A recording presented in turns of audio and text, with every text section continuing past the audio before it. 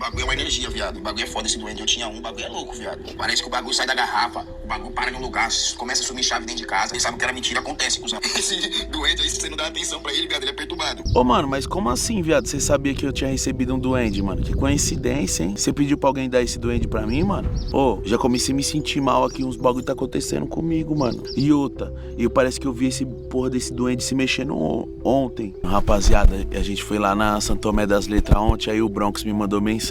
Se alguém te der um duende, não pega. Aí ele mandou... Não joga fora esse duende, eu tinha. Aí eu falei assim pra ele, irmão, me deram um, tá aqui comigo, mas tô sentindo estranho, eu devo jogar fora? Tem que doar pra outra pessoa, mano. O bagulho é uma energia, viado. O bagulho é foda esse duende. Eu tinha um, o bagulho é louco, viado. Parece que o bagulho sai da garrafa, o bagulho para num lugar, começa a sumir chave dentro de casa. Eles sabem que era mentira, acontece. Esse duende aí, se você não dá atenção pra ele, viado, ele é perturbado. Imagine quantos pés que ele não fumou antes dessa mensagem. Dá ele pra alguém, mas não joga ele fora. E a pessoa tem que querer. Aí, Bronx, aí, ó. Eu trouxe ele pra pescar o duendinho.